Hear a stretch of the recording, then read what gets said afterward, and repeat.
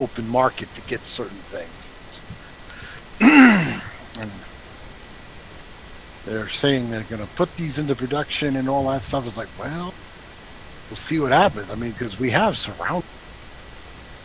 So, remember how much...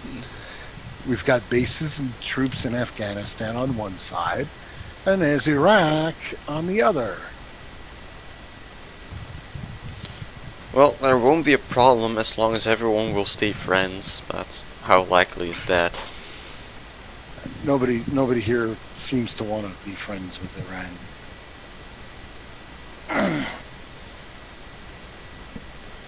Well, then next point of the rebalance. Do you remember how much damage the 152mm gun did on the Armada?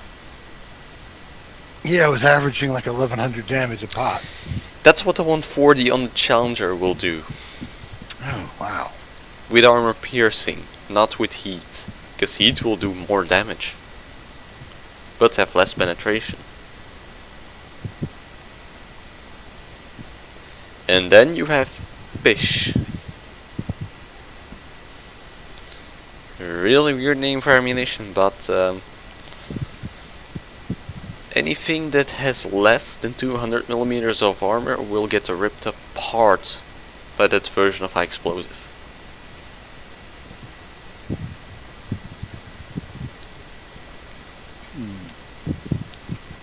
And then on to the new tanks. The new tier 10 tank destroyer that's supposed to lead up after the Centauro 120, the Wilk XC8 or something like that, is armed with a 120mm gun and has a, if I remember correctly, 5.5 second reload base. It is a single shotgun, but it is a 5.5 second reload on a 120mm gun. Its DPM with armor piercing is 7,000 and its DPM with heat is 9,000. Wow.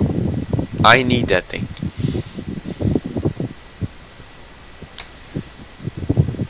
And last but not least, a high explosive is coming back to all autocannons.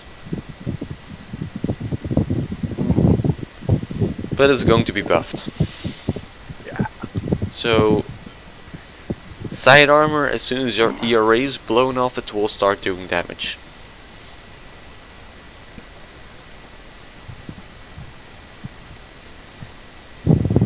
And finally, we have the Spike missile system. That is supposed to be an unguided missile. They basically took the law concept and extended it. That's all it is. And so it's a rocket more than a missile. People in the Armored Warfare Discord were actually scared of increased cases of friendly fire. Yeah. But it is not more than shooting a slow heat round. Right. Because it is unguided, it will not change course like a normal ATGM would. And if you're firing ATGMs like a stupid man, and you're firing them like almost a meter away from friendly tanks, I think that has more chance of friendly fire than firing something that you cannot guide anymore after you launch. And it's not like those things are slow, they're actually pretty fast. Because you don't have to pack such computing systems for steering, they can pack more fuel and more engine.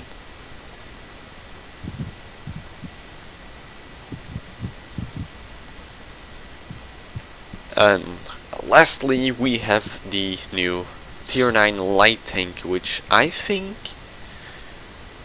will be filling the gap between the XM8, between the M8 and the PL01. As it is basically the prototype of the PL01. Like what it was inspired on.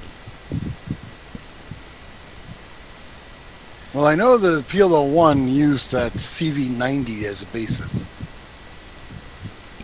I mean, that's what they put the wooden fiberglass on. Let me see if I still got the article around here somewhere.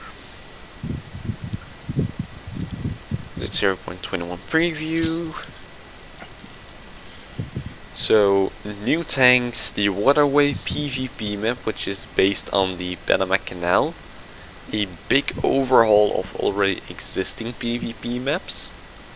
The ammunition changes, economy changes, so it will be more damage based instead of all the other parameters. Garage UI improvements, which should have already been done in 0.20. And a new visual overhaul for the game to run on even more potato-like computers.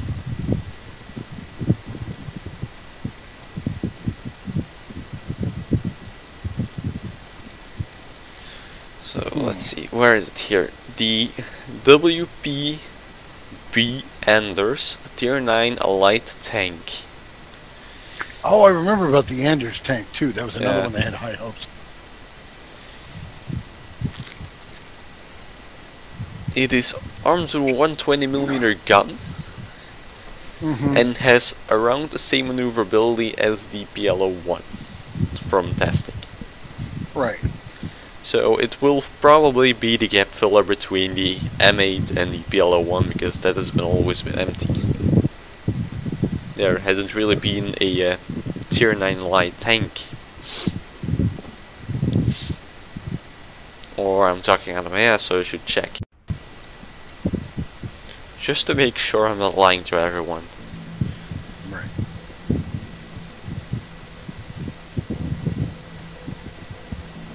And crap, I was lying. Right, so the... yeah. It's confusing with Stingray, Stingray 2, M8, another M8, and weird. Yeah.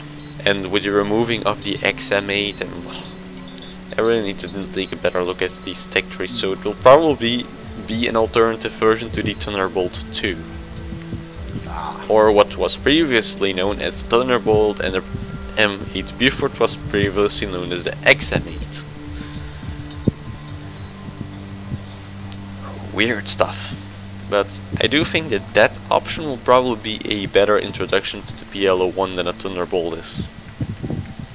As the Thunderbolt is more maneuverable and has a slightly less able gun, to say so. But, well, I don't want to face Thunderbolts or Bufords in PvE because they'll always auto-penetrate my turret ring. Thank you for that. Yeah. Even if I'm driving a Challenger. Well, you know, I've always called that the light tank bot magical gun fix. No, well, Spitfire is... Spitfire used to call the PLO-1 the magic bullshit wagon, so... Yeah.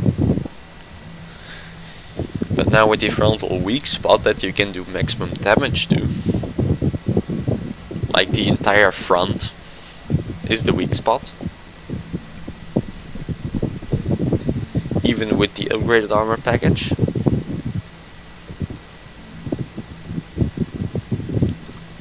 And most new vehicles will be appearing in the Chinese line, and the Chinese Tier 8 will be introduced. The what was it again? The Type 99Z or Type C99 or something like that.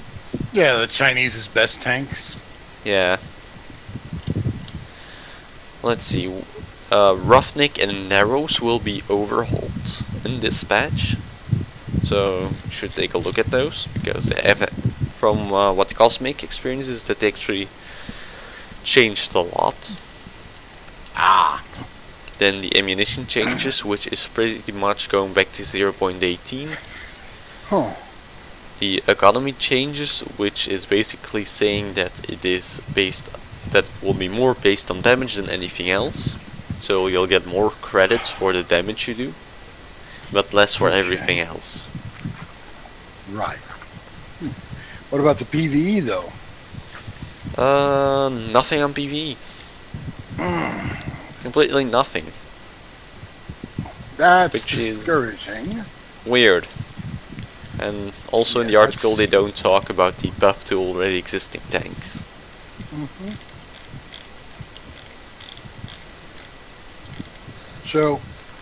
So no new PvE missions. No PvE mission overhauls. No PvE balancing. Nothing. Nothing. That's starting to smack of abandoning PvE to do their whole, we're going to make a what clone?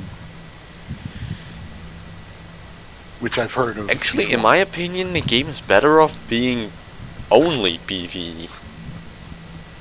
As that is what's basically set the game apart from everything else, but still having PvP in the background as a secondary option. Well, the thing is, they were Obsidian, who got it all going with the PvE and all that. They were trying to show Mail.ru that there could be more. Yeah, but Mail.ru is saying, fuck off, we want World of Tanks. Yeah, they want World of Tanks with more advanced designs. Yeah. And well, they cannot abandon PvE, otherwise they would have to delete the entire self-propelled gun class. Because that's PvE only. And if they bring that back to PvP, oh, the outcry. Because imagine getting his 800 damage package dropped on your head. Every 3 seconds. Right. Isn't that right, Panzerhaubitze? Or Centauro 120, which is basically a tank destroyer? You mean the Cent 155? Yeah. Sorry. Dyslexic can happen. But really, that thing should have been the tier 10 tank destroyer like it used to be. But Just equipped with a big derp gun. But no, it had to be artillery. So it is the weirdest looking piece of artillery I have ever seen. Like, yep. I have stood next to a Gvozdyka. And that thing is big. Even for a lower tier self-propelled gun. But the Centauro 155 is smaller than an M109. And yet it's a 155. Yes. How do the wheels even handle that? Like, I imagine the constantly breakdowns in the suspension because of the recoil of that gun. That's something like a Panzerhaubitze would never have, because one, it has a smaller gun, and two, it has tracks based on the Leopard 1 hull.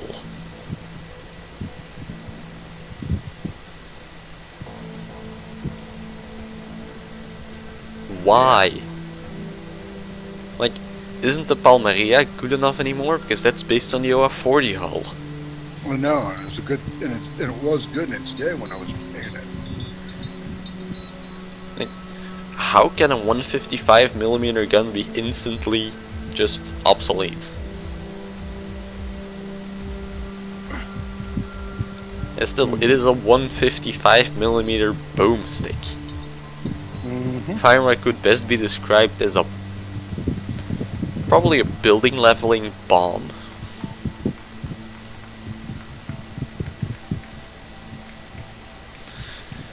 Three times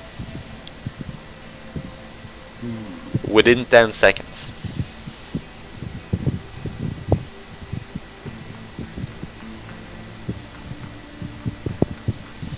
But well, weird things. Italians are weird. Probably because of pasta. Maybe. I mean, but they got the concept for the pasta from China. Yeah. But they perfected it, if you get what I mean. Like, I watched the Metatron, if you know him. Did a couple of videos on it. Uh-oh. There's a salt dredge. well, no, I need to buy 3 tier 8 tanks. I need to buy the M1A2. I need to buy the Leo 2A4 Evo, which I'm still grinding to A5 for. I need to buy the Dragoon 125. I need to get the VBR. When I get the VBR, I can get the crap, but I can already buy the Sphinx. Like, I know it is fun choosing which tier 10 you want, but at least have as many tier 10s as tier 9 vehicles. Because I cannot play this entire 120 and get an XM1A3 without ever having to play the Abrams. Yeah.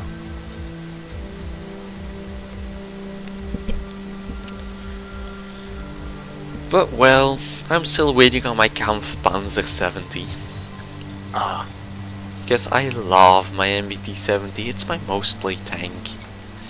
I have, I think, 120 games in it. From the 2000 I've done. Just need to look up PV. Yeah. And yes, the MBT-70 is still my favorite tank. If I can look at vehicles on there. I want to look at them in PvE. And where are you? How many matches did I play in you?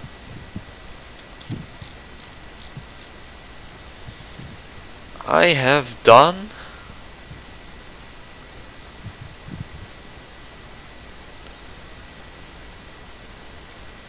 128 games in the MBT-70 from the 2079 I played. Ah. And I had to play 1.5k games in World of Tanks to get up to tier 7.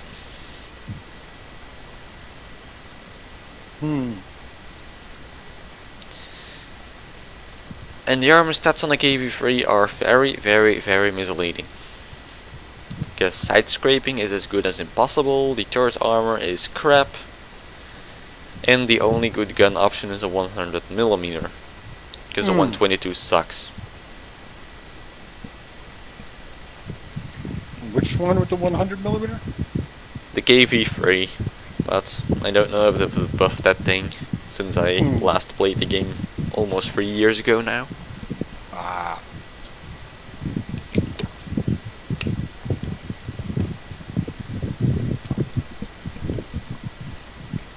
So I do have to say that I am live streaming this talk. Sorry.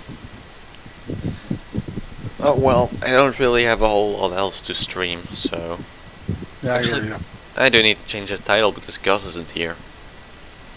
Yeah.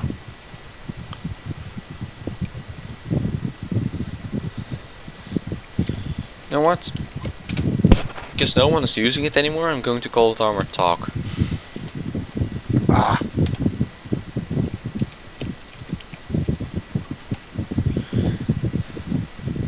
Well, Fiora isn't using it anymore, so why can't I?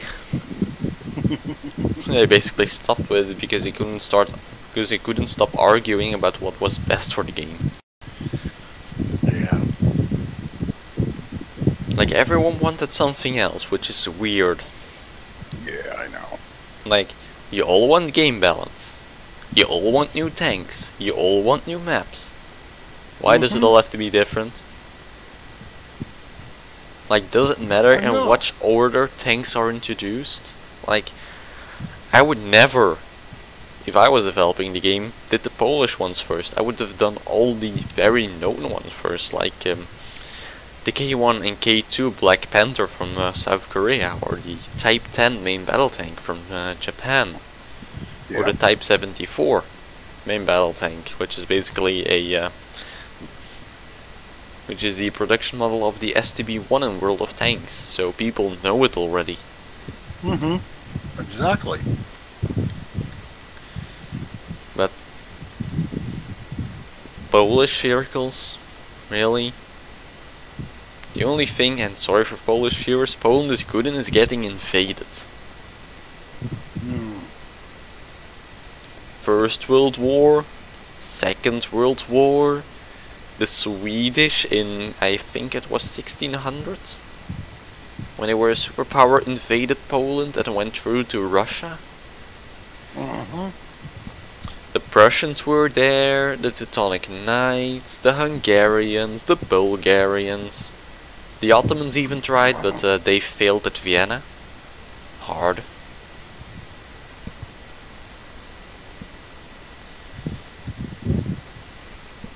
So, it's like, Poland was not my first choice. Like, there are still so many weird Russian tanks you can introduce, like the Object 187, which is actually one of my favorites at tier 7. Now, I really like the thing. But it has the... I actually think it's a bit cute, because it has the eyes, like the T90 has. Any like oddly shaped turret. It's also really fast and the gun is nice. I can play this thing really aggressively and get away with it in most of the times. Nice. Oh, Cosmic is answering something. Hopefully he can join. Because he's already playing Armored Warfare. And I'm reading this article. On 021, the BMP3 Part 2, or the fact that I was able to buy a Merc vehicle? The person who's really upset about what the dev's done, he's gone back to Watt. It was just a little sad because it's just PvE now in North America. Yeah, North America is the worst place for tanks. Like, people in the Americans aren't really that big into tank games. Like, the world tanks population on the North American server is low, or lower than on the other servers. The EU server is where they grab all of the cash, and the Russian server is just population through the roof. Like, I want to see the center that runs the Russian server. I want to see it, and damn, Cosmic is raging at the game, so he can't join. Oh.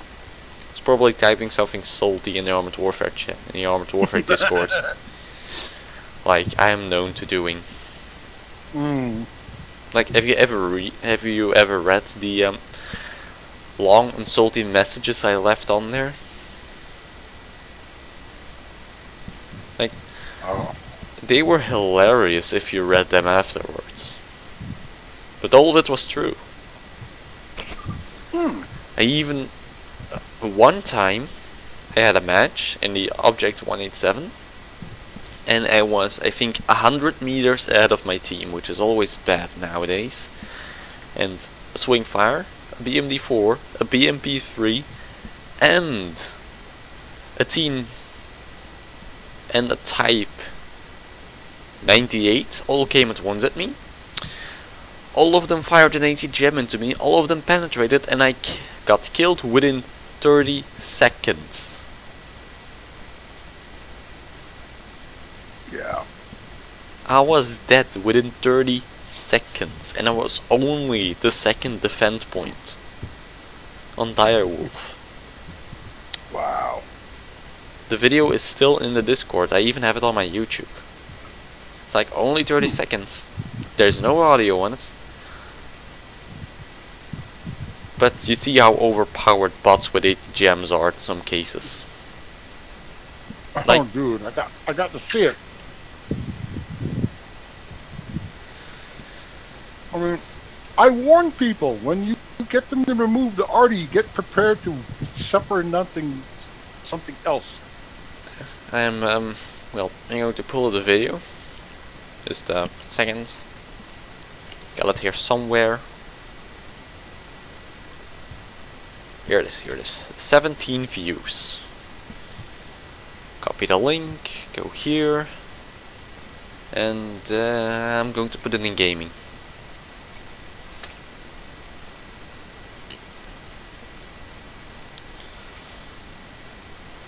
the video is 34 seconds. Like, really. That's the fastest time to kill I have ever seen in the game. At least after 0.19, that is. Just to be accurate. Mm-hmm.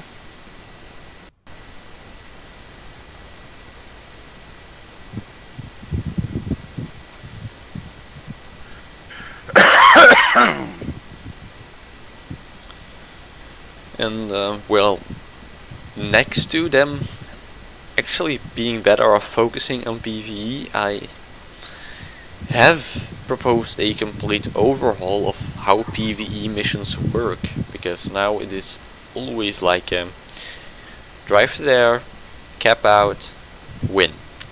Or drive to there, cap out, defend, win. Or drive to there, defend, win. And it's always the same formula. Yeah. And as soon as I say that PvE should be the focus, everyone started complaining that PvE is too repetitive. And always the same. So I propose to overhaul the system in basically 3 game modes: a defense, an attack, and a convoy raid. And I think most interesting would be the convoy raid. So I'll be talking about that one. Basically, you're all lying in ambush when you spawn, and a convoy drives past. A couple of trucks and a couple of tanks. The mission starts, you kill the tanks. You wait a couple of seconds for your men to crew the trucks, and you just negate the trucks off the map. Without at least X amount of them getting destroyed. By patrolling enemies. Oh, I did learn one thing. Speaking of destroying things you need to take.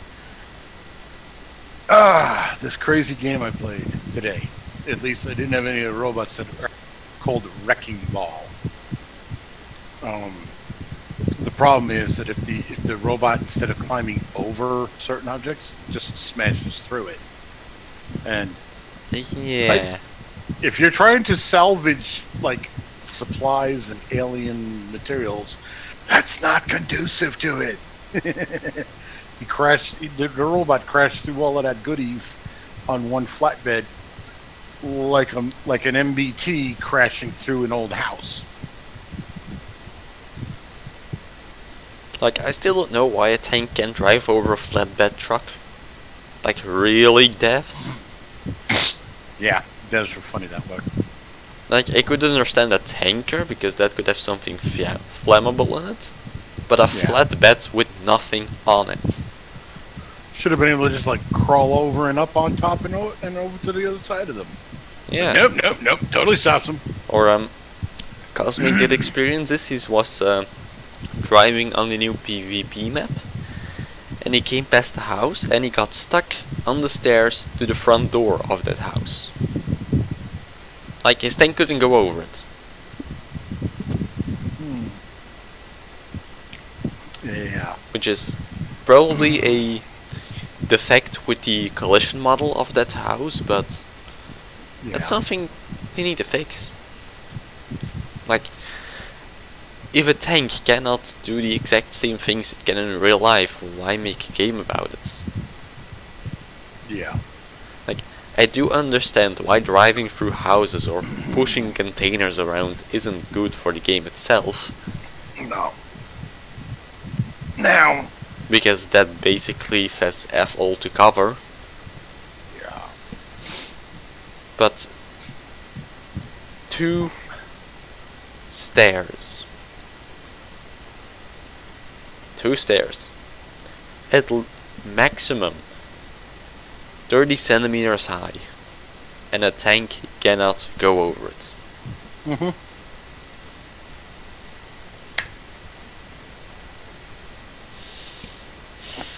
I facepalmed so hard that my forehead saw red that day.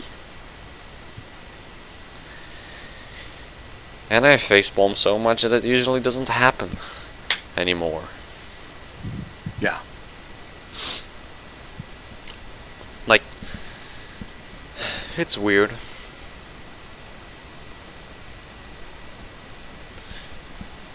And I hope that someday I'll get the chance to go to Russia, walk into mail.ru and smack the one responsible bitch slap style in the face. And tell him to man up and make a decent game. And then kick him in the nuts if he doesn't comply. Well, they just want to get a quick bit of money. That's all. Yeah, but there is more money in a decent game. You know, and from what I'm reading about, they rejected 3 updates that they could have done earlier on before Obsidian was given the boot. Obsidian was trying to give them updates. They're trying to fix because things. Obsidian was updating the PvE side of the game. And that's not World of Tanks like. Yeah, but they were updating a lot of things that needed tweaking. And they had global ops coming up. And they needed to give more maps for global ops. One map just killed it. But the one map actually made sure that I found all the exploit points. Like I found a place where I can snipe at the carrier and the bridge at the bottom of the map. Yeah. Like so I could just sit there, do 15k damage and walk away with 1,000,000 credits. Yeah. Well, there's some people trying to blame PvE for killing PvP on. It's just the things about one guy, he just doesn't care for PvE. Gets boring for him because it's repetitious now. There's nothing. There's no new missions, no new maps, and it hasn't been that way for months. And Global Ops kind of got. Yeah, the only time I've ever seen Global Ops being played after 0.19. Yeah. Was when they gave 25 gold for every victory. But you see, the thing is, Global Ops was something totally new, a new concept that they could have really exploited the hell out of. And they did do a test with throwing together the PvP and the Global Ops queues, which Global Ops should actually be a sub-game mode of PvP, like Deathmatch, like Team Deathmatch, or Encounter is. Yeah, but they Global Ops though has elements of PvE in it too. And the funny part is, there were many of the PvPers just sitting there camping like they would in PvP, losing matches one after the other. Yeah. While those of us who were used to PvE were going after the mains and the secondaries. Like, in my C1 area, they killed 2 Leopard 2A for Evos. Yeah. 2 Evos in a row because they were too cowardly to come out of their hiding spot. And I saw their lower plate and I bent it over and over and over and over again for 700 damage. Okay, once you got a Leopard 2 and it's got an A number after it, it's one of the most potent tanks ever for defense. You keep the nose pointed at the enemy, and there's nothing punching you. Yeah, except for you're standing still in the middle of the open, with me being able to snipe your lower plate. Yeah, that's if you. With a C1 Ariete, and that thing gets a bonus. That thing gets a 10% bonus on the lower plate of the Leopard 2 for Evo. Yeah, but still, the idea. You've got the armor to let you rush. I did the most damage in that game of my entire team. I'm just saying, it amazes me. People, they got one of the best tanks, as long as they're not tracked, and they just bounce shells all day long for plates and such. Why are you stopping? Why are you sitting and camping behind a rock or a bush when you've got the best armor ever? You've got armor that just They're scared of the bots. Like, really? Me and most of my friends are die-hard PvE players, and we kick ass in Global Ops. Okay, so there's a guy who says he's another Watt refugee. He stopped playing Watt because of people like you who always blame other people for their failures. Originally, he wasn't going to play Armored Warfare, he says, because he thought it would just be another Watt-style toxic environment But when they announced that it would have a PvE component, that's when he decided to give it a go. What refugee? Yeah. No, I like that term. Well, I mean, it was pretty much what was the big deal, you know, for so long. The reason the PvE failed is because of players like you who were not happy with the game because of reasons. You all started whinging about the game not being balanced, etc., and demanding that it be fixed to suit your style of gameplay, but then because it was going to take a long time to address all the complaints, all the PvP players started bailing and going back to WoT, where they were all still whinging and complaining about WoT not being balanced. You PvP players reminded me of my first wife. All she ever did was whinge about stuff. Then when I fixed whatever problem she was whinging about, she would just find a new issue to whinge about. That was a good one. Did he know that the game was meant to be played more aggressively than what? Because I think that guy was basically just camping at the back of the map, sniping at things. Yeah, but I mean, okay, look at tank destroyers. The only thing tank destroyers are supposed to snipe. That is the only class that is allowed to do it. Yeah, that's what they're there for. They don't have the armor to go standing toe to toe with another tank. In specific circumstances, light tanks are also allowed to. Like for example, in the new version of the snakebite mission, everything that doesn't have armor is supposed to be sit back and snipe. That's all they can do. Because otherwise they just get zerked, rushed, and killed instantly. Yep. And then people are still yelling at me that I'm a stupid camper and don't do any damage, and I walk away with 30k. But the after battle reports always show who's got what. I walked away with 30k damage and almost 1 million credits. Yeah.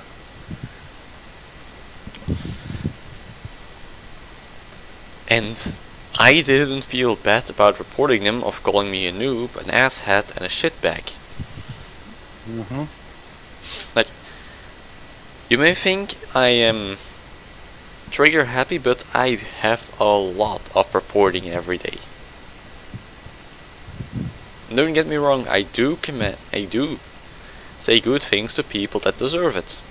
Like that weird and unusual time when your team is actually social and says something back to you. Like, I had the game in the Zalo S, which I recently bought because it's available in the Merc version, and that one looks way better than the standard. And I had 1,000 gold laying around, so why not? And the first match I played in it, I got a very friendly LAV 300 and BMP1 with me.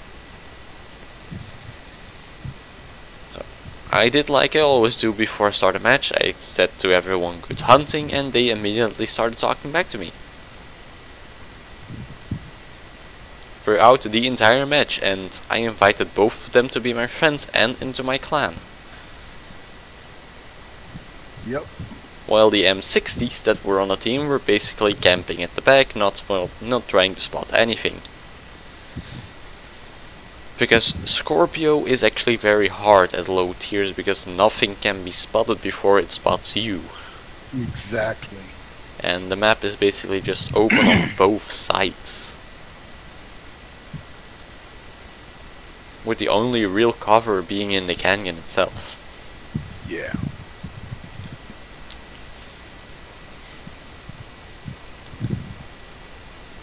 Well, now with the hard, you know, a lot of people realize the hard move. Well, the bots can actually aim those missiles at the turret ring, and you're gonna get smashed there a lot if you sit there waiting for the, you know, if you don't use your smoke grenade. Yeah, if smoke grenades actually work.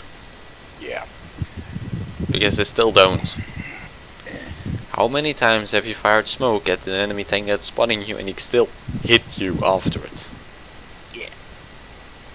Like, throw up smoke and 2 seconds later you get a 700 damage hit in. Like, really?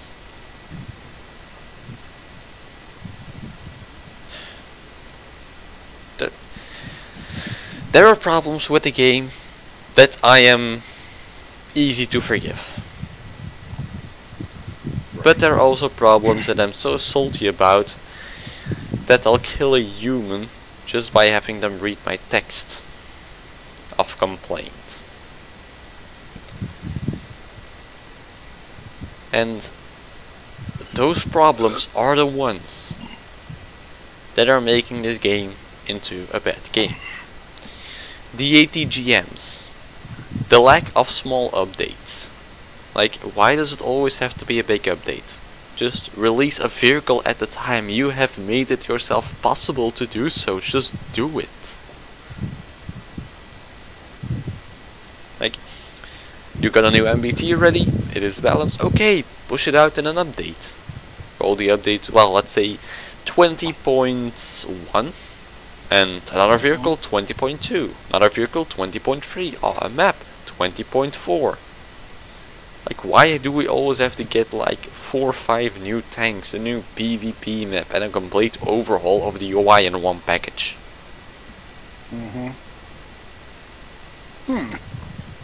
Like, smaller updates, but having them faster is actually better, because that gives more content stability.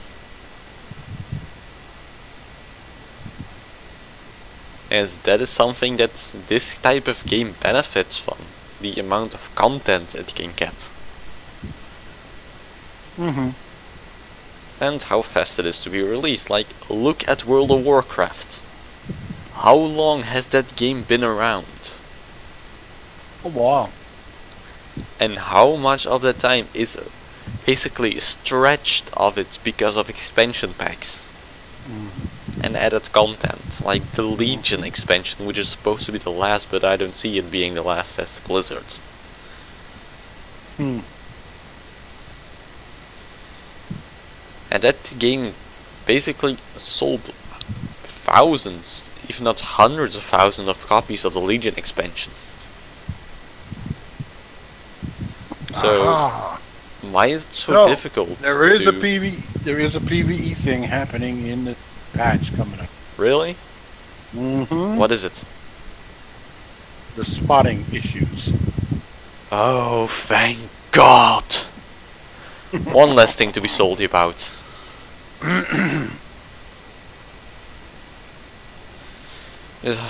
Really, I am done with getting killed by invisible XM. I really need to learn that the XM1 isn't here anymore.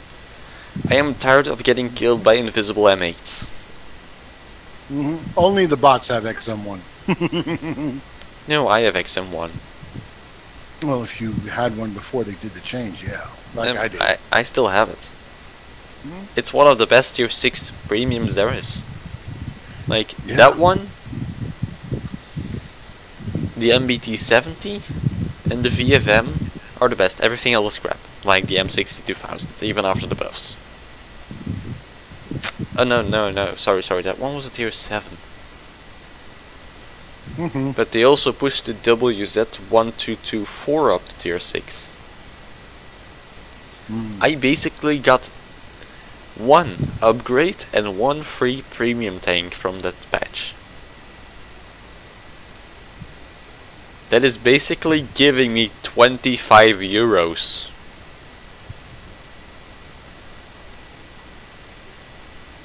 And you want to make money of it. Applause. Really. And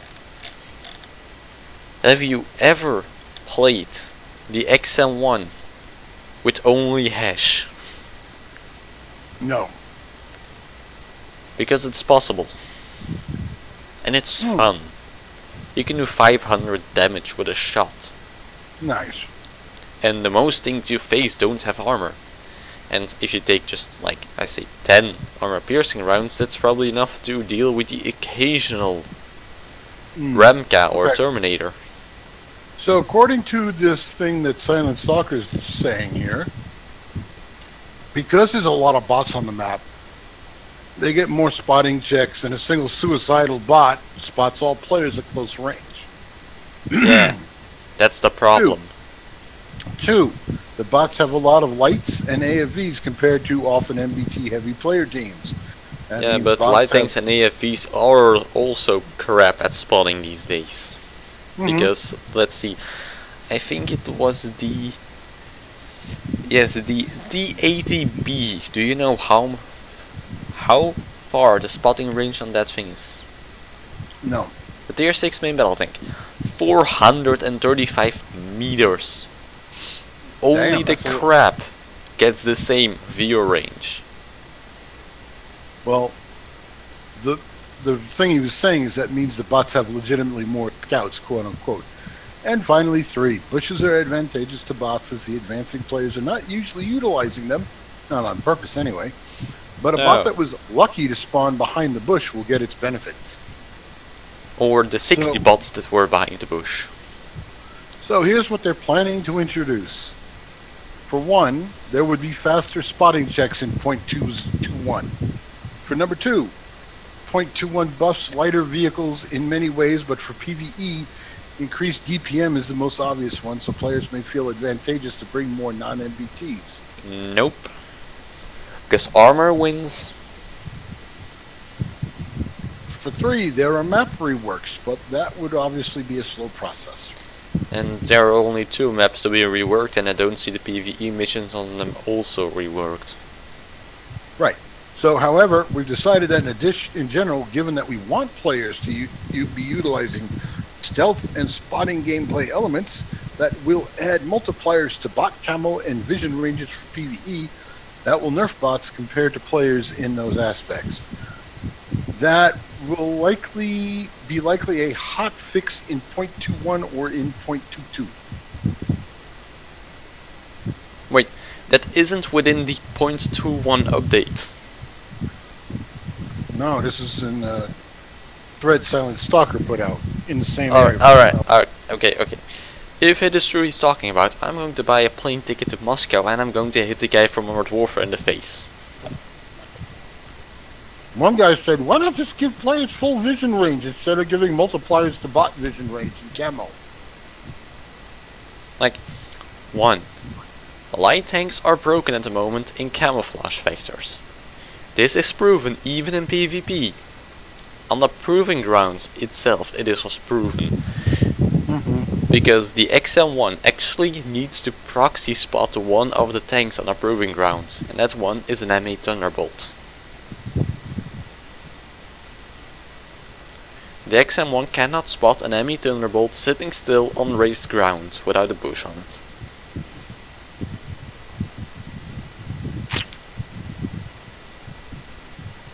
And that's the exact same problem we are having in PvP as long as those tanks in the open do not fire a single shot, we cannot see them. Like, what is the point of maximum view range if that happens?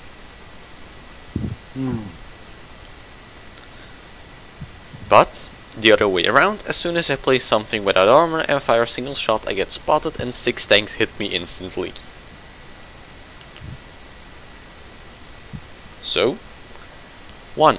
Bring back the I'm not going to get spot button for tank destroyers, as that was a good thing. 2. Reduce camouflage factors for bushes and light tanks. And 3. Fix view range.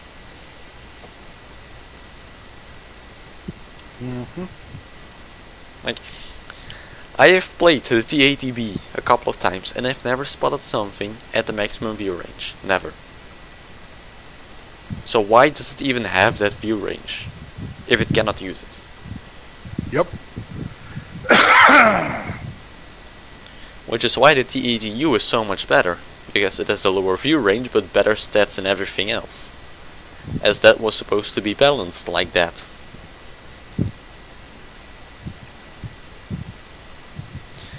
But clearly it wasn't.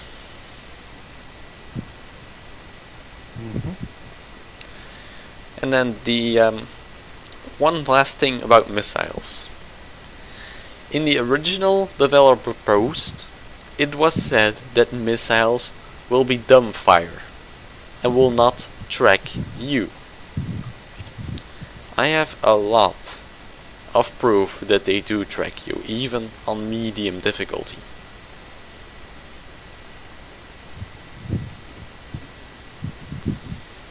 I was driving a BMP-2 on the quarterback mission. I drove a couple of 100 meters in front of a weasel tow. He fired his missile, me knowing that, well, it's not going to follow me, I am safe, just drove along in a straight line. The missile did a 30-degree turn in midair and hit me.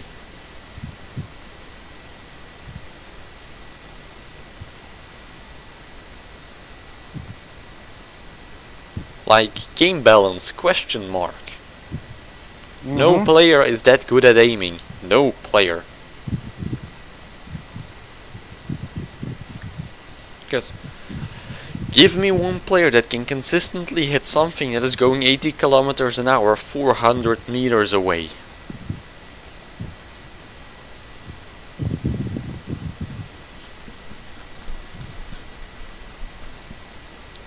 Which means that bots are better players than the players themselves.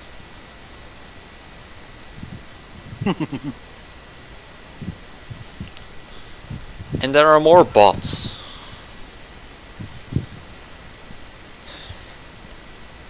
No. These are the exact same complaints that I have been posting over and over and over and over again in the Armored Warfare Discord channel. And every time I post them, people are bitching about it that I'm lying. Yeah. And I am not going to be posting a lot more in that channel because one of the moderators, I have basically crushed that guy in a computer hardware discussion. So he's a bit angry at me still. And he has a track record of banning people that prove him wrong. So, Terror, if you're watching this, fuck you.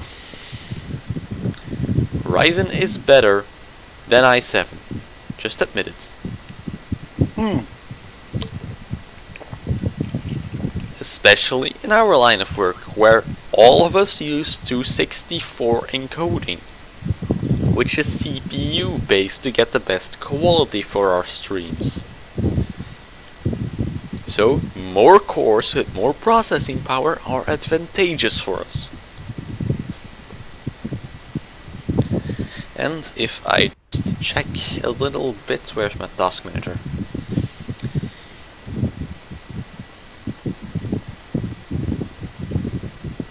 Oh, they're having an argument now. Okay. English chat. And yes, Armored Warfare is a multi-threaded game as it uses all 8 threads on my i7. So it will also use all 16 threads on an R7. And which chat is blowing up? As I'm not really seeing or looking at anything of it. Armored Warfare English. Oh, really? English. Oh, yeah.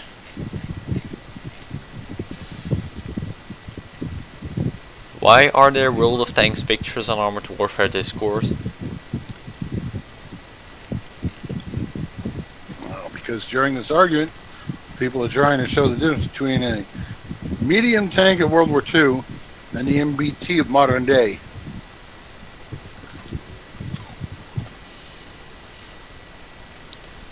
You know, there is a reason we don't have medium tanks anymore. Because either you're fast or you have armor.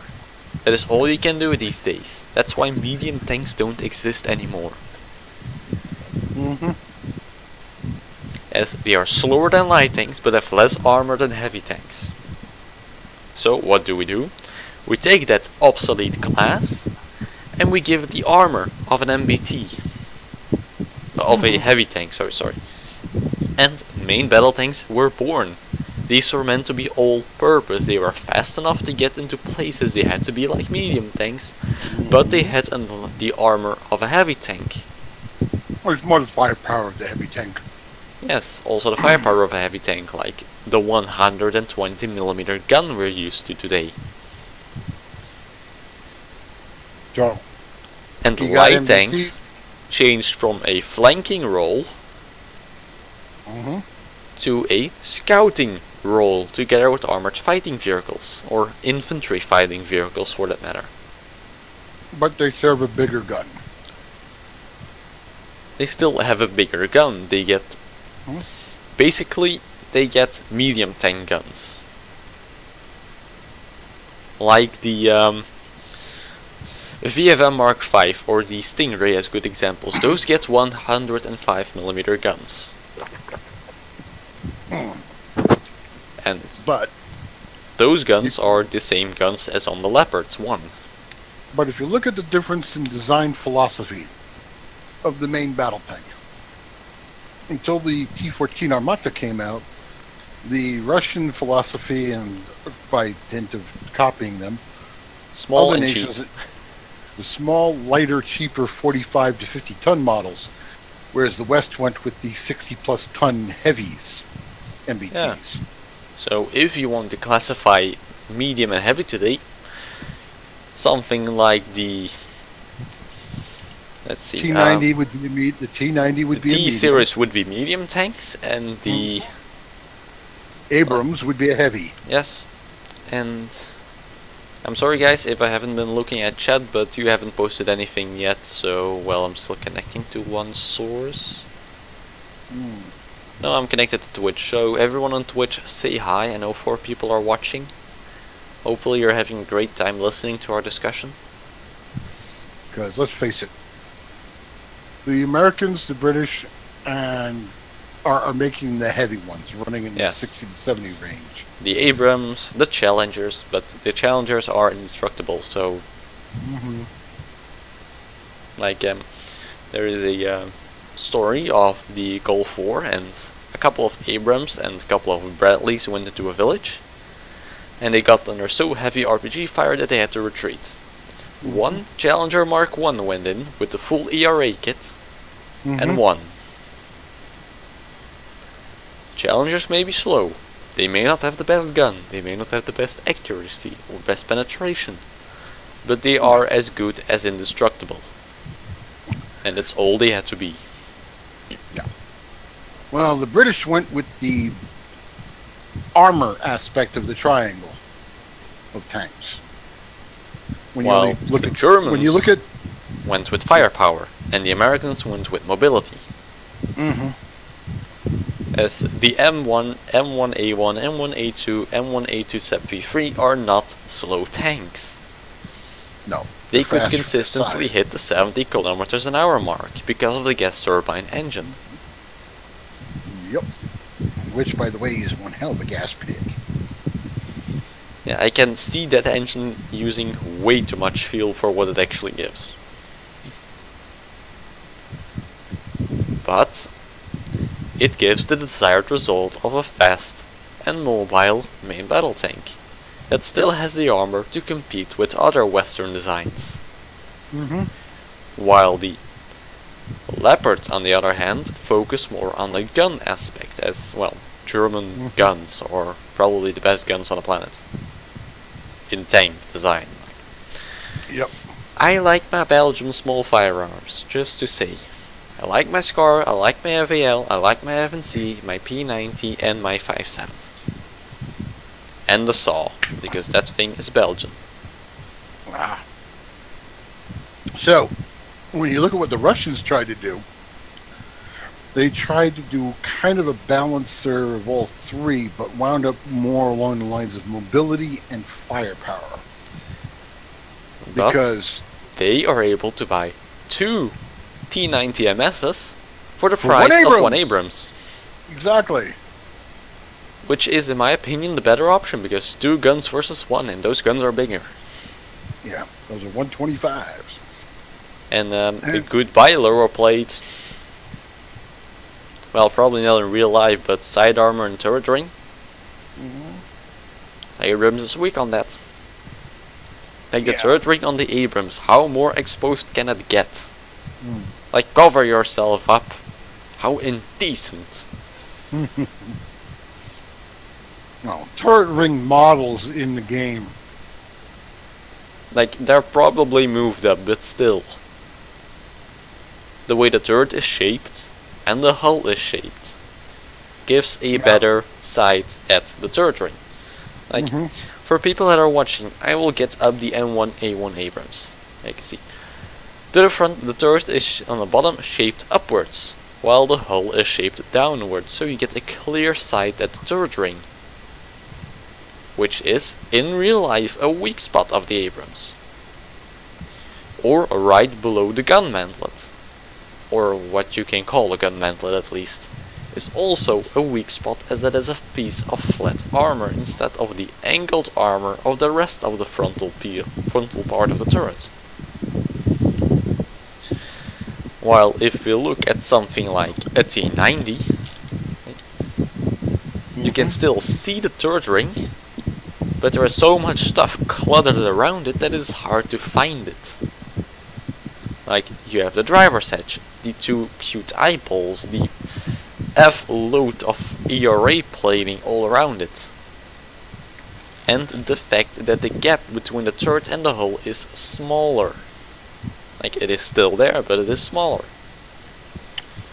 Or if we look at something like, where is it again? Where is my Challenger? Here's my Challenger.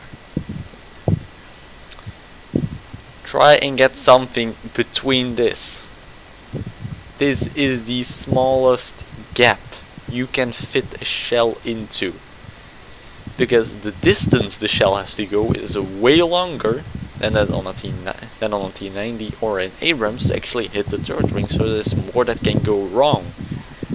And the gap actually gets smaller towards the third ring, so more chance of the shell getting stuck between it. And again, the fact that all of the rest of the frontal armor of the Challenger was supposed to be impenetrable by everything NATO could throw at it. And those even meant self-propelled guns. Direct hitting the front of this thing. And it was able to survive this, because why did it need to survive it? Well, the British still had a fair amount of ground back then. Like, I'm talking about the 60s. They still had some colonies left, and the Falklands War was going on. So they needed something they could just drop off and forget about. Like a mobile bunker. So they designed the Challenger, which was derived from the chieftain concept of just sit on a hill and snipe at tanks all day long. And it worked. It worked really well. It wasn't fast. It didn't have the best gun, but you couldn't get rid of it.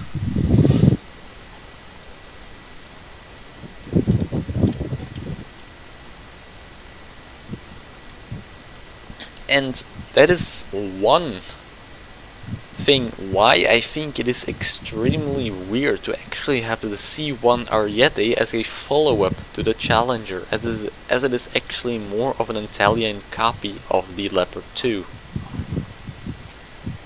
Like, why is there a Leopard copy in the Challenger line? Yeah, that always struck me as weird. Like, I know you'll have a gap,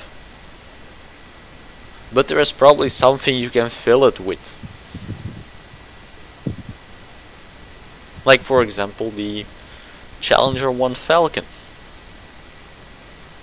Give us a non-premium version of it, put it in the place of the C1 Ariete, and put a C1 as another alternative option of the Leopard 2A5, or as a direct competitor of the Leopard 2A5 instead of an option, like the Evo is at the moment. Because you don't have to buy the Evo to get to tier 9. But you could have it that the 2A4 will, like with the Russian tanks, split into 3 different vehicles. The C1, the 2A5 and the 2A4 Evo. And all of them having the option to get to tier 9. So you can again choose which one you want, but the choice is still making sense.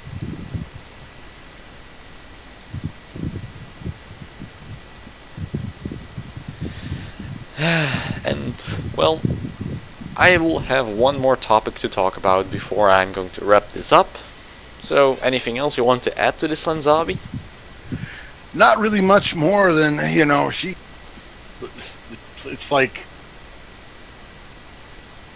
you've got these tanks, they all fit category now. The MBT pretty much fills the role of heavy and medium tank combined very nicely. Tank destroyer. Hell, some of them are even doing missile firing now. So you've got a missile platform at the same time. T90. Yeah. And the thing, and also now some of the Leopard 2s are doing that too. You can get the hot missile. Yeah, which was kind of funny because that, you know, that was a if I look an at Israeli weapon. No, the Leopard 2A5 cannot do it. Can the... Let's see, where's the act? I hate it where they place the upgrade tab. Yeah, I know. Down below. Yeah. There you go. You found it. Nope. Did they take the 2A4 cannot. The 2A5 cannot. Can the 2A6? The 2A6 cannot. Wow, they took that away. And the 2AX cannot. What about the Evo? The Evo can't as well. I just looked, even though I don't have it. It has an AP, it has an armor piercing, another armor piercing, a heat, and a high explosive option. Wow. So they didn't go through with it. Okay. No. But if you look at the T90A, and voila, a missile. Yep. And bots with missiles. Even the BMP3s, the 100mm gun, can fire an ATGM out of it. And that's how it was designed. That was the only way they had to deal with the main battle tanks,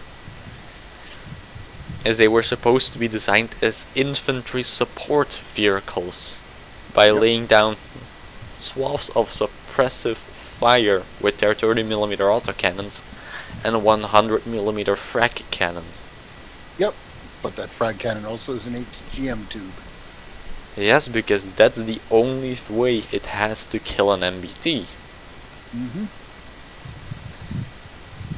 But if you take something like the T90, it has armor piercing, it has heat, it has high explosive, it has another armor piercing option, it has another armor piercing option, it has another heat option, and it has an ATGM. Yeah. Gets a bit too grindy. Yeah, but I'm just saying that, you know, people talk in the world, it's like, oh, just because it's made in America, it'll automatically win. I'm like, no, certainly. Because American tanks are fat. Big target. And if its butt is facing the opponent, it will get night, a dose of surprise butt sex. Especially at night when it's giving off that nice big fat thermal plume from the gas turbine engine. That's yep. I don't know. Does the Abrams have an auxiliary power unit? I'm not. I think some of them were fitted with it later. But a thing like a Challenger 2, it can just sit in a bush without its engine on, but still being able to operate all weapon systems. Yeah. But usually we have our Abrams during a wartime situation utilized in a running forward, and it has to have a secondary unit to run systems when it's not moving, because let's face it, a gas turbine engine idling will eat up as much gas as if it were moving. Yeah, that's like the only downside to the gas turbine engine. Yeah, it's a pig. As I actually think that an Abrams, like the next generation, should be fitted with a diesel engine, as that would actually make more sense. Well, in theory, that gas turbine is supposed to be able to eat diesel. But it's probably not. No. Like we have seen with Chieftain. And it's a multi-fuel engine. Yeah. Because NATO. And now you look at the T90. It's compact design. Granted, it is a big cramp. They have a height requirement. There's a maximum height requirement to be a crewman on most. Yeah, but there are a lot of people in Russia. That's like the only real thing they have: manpower. Yeah. And, so you know, we'll we got find people small that are- people, and big people would just be infantry. But here you have a vehicle. They took the good parts of the T80, took the chassis of the 72, upgraded the 72, put the turret and other systems of the 80 on it, and you got a better tank. And Yeah. it doesn't pig out as much. And that's all because of the diesel engine. Yeah. And the fact T90s. that the thing is actually way simpler to produce, as I've actually seen a documentary about how the Abrams is made. Yeah. And that is weird how they do it. Like, weird. Also, you know, because look at what we got. We got the drop tanks on the Russian tanks. They got the drop tanks on that. Yeah, the Granted, armored BMD warfare. series. Yeah. But I mean, the Russian tank models in Armored Warfare are showing the tanks with the outer tanks dropped already. You know, the drums, the fuel Yeah. drums at the back. That's what those curved hooks are for. Most of the fuel tanks weren't actually connected internally, so hitting them wouldn't do anything, except for wasting fuel. Yeah. But I mean, those back ones that sit on those prongs on the back, yeah, those are jettisonable. Those are just to help them move with mobility. So they get a much greater range. That's one of the things I was talking about with them. So your Russian tank with the drop pod tank barrels on the back, they get like a 300 something plus kilometer range. They get a much bigger range. I mean, it's like they outdistance in range any of the Western tanks because we don't have external drop tanks on them. Just, you know, okay, we used all that fuel, pop, and go into battle. But And the big advantage of this is the Russians can just fly over in low altitude with a plane, drop a crate of fuel cans, and just be done with it. And the crew can refuel themselves, but refueling gas into an Abrams, usually there's like 3 tanker trucks for every Abrams as a part of their baggage train. that's the biggest downside of the Abrams, the refueling, as Yeah.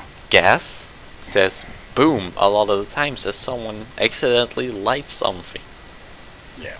which isn't really the case with diesel, Nope. as you'd have to set the diesel itself on fire. Oh, it gets better. It gets better. They call it a gas turbine engine. It's really using JP4 aircraft fuel. That's how high a grade the fuel is. Really? Yes. Russian tanks are designed to even run on vodka. Whereas How yes, the Russian- fuck? You're running on fucking diesel, and if necessary, because it's diesel, with the proper filter replacing the petrol diesel, they could just farm the shit out of peanuts, grind that up into oil, and then diesel the tanks with peanut oil, biofuel. The T90 is easily converted to biofuel for that, and guzzles it at a slower rate than our gas turbine engine would. That is the only drawback to our tanks in America. It's a gas guzzler. Yeah, and Texas is running out of oil. And Texas is actually one of the biggest investors in green technology. Yeah. Even though No. it's even though they're the oil state. The military is now investing in development of a hybrid vehicle for military service combat. Not just like New vehicle armored for armored warfare. not just patrol vehicles and APCs on wheels, which have the motor built in, electric motor in each of the tires to help distribute the power. We're talking about something that would be similar along those lines, but tracked vehicle. Like a replacement maybe for a Bradley. Or an alternative option for the Bradley. Yeah. As that thing was introduced back in the days of the M1 Abrams. Yeah, the Bradley was designed to go along pretty much. Well, the Bradley was a replacement for the M113. Which was already a ginormous improvement over the M113. Yeah. As that was basically a shoebox without any armor on it, and the Bradley actually came with ERA. But, and 6 gun ports, which were eventually ditched. Unnecessary. Yeah, you have a 25mm autocannon, I don't think you need a gun port. With the 7.62 coaxial, and don't forget the missile box on the side. But, yeah. Which is also still a funny thing, because even when the BMP came out, they still had gun ports for the Russian soldiers to fire out of it. With little slide plates. But the thing about Russia is, it doesn't matter which country they attack, they will always have more manpower. Well, from what I'm reading that is now, the only raw resource they can keep throwing at people. Sheer waves upon waves upon waves of soldiers. well, now they're starting to focus on surgical strike kind of units. But now, with the introduction of the T-14 Armada, they are finally looking at quality instead of numbers. Yeah. They're going away from Stalin's concept of quantity has a quality of its own.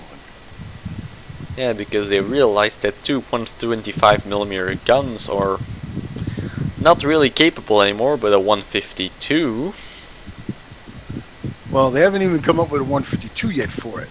Yeah, but it is in design process. While Yeah, Germany so far, already has a 130mm gun, so I am expecting to see a revision of the Leopard very soon. Yeah. With a redesigned turret, by the way, because the gun range doesn't fit. Well, you realize the Leopard 2 right now, with the L55, is already packing a mean punch compared to the L44, which our tank makers are sticking with for the time being. Yeah, they're probably sticking with big, but NATO has already decided to not go with a 140 but with a 130 as the next gun standard when necessary. So as soon as armadas are going to be seen on the battlefield, that will be the minimum requirement. Yeah. For new tanks. Because I am legitimately scared of that thing. If it packs all the features that it was advertised with, that will eat Abramses and Leopards. It will munch on Challengers, but it will still kill them. Well, have you seen the length gun battle on the team compared to the T90? Yes, longer gun, higher velocity, more penetration. But a bit less city fighting maybe, but that's what the T-15 is for. Yeah. As that's just a T-14 hull with 4 missiles on it. Yep. And those are tandem warhead missiles. Which Goodbye everything. And again, yeah. you do have what was it again?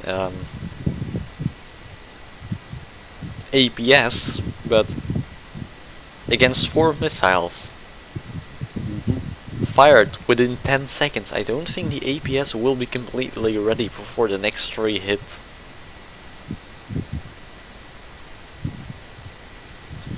or you'll just run out of charges. Whatever is fastest. Yeah. And again, it is an Armada hull. It has the same frontal armor as an Armada. And hitting those gun barrels for the missiles ain't really that easy. They're small.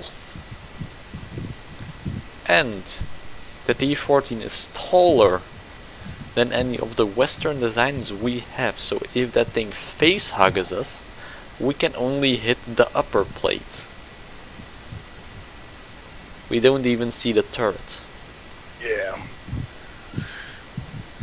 And that turret's like a servo turret. And again, the There's turret nobody is in it. unmanned. Yeah, there's nobody in there.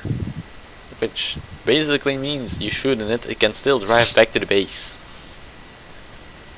It just gets a new turret slotted in and it's ready to go again.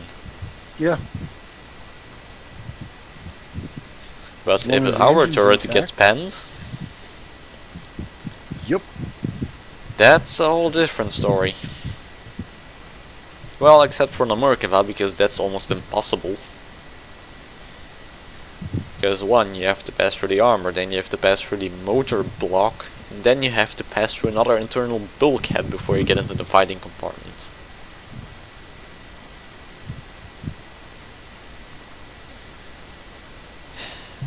Really, we need a progression. We need a couple of Murkavas, like a Mark 1, a Mark 2, a non-premium version of the Mark 3, and a Mark 4.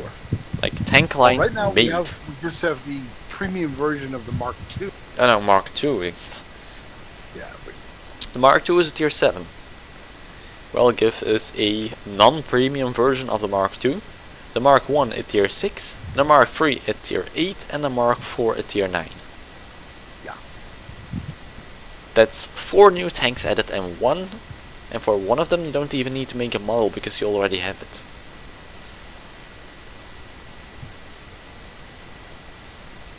Like, how long would it take to do that?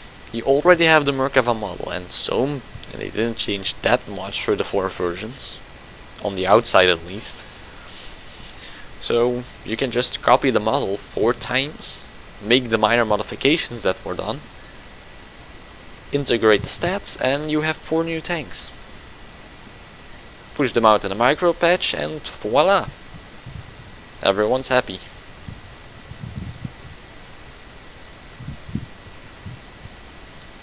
Because new toys. And this is probably where I'm going to be ending the stream. I hope everyone that actually showed up enjoyed watching. I do thank Lenzabi here for discussing this with me. you're welcome. And hopefully next week Gus will be back. And Lenzabi will maybe be able to stream with us. And all relies on my wrists. Yeah. Well, let me get my OBS. Where's my OBS? Oh, here it is. And goodbye everyone.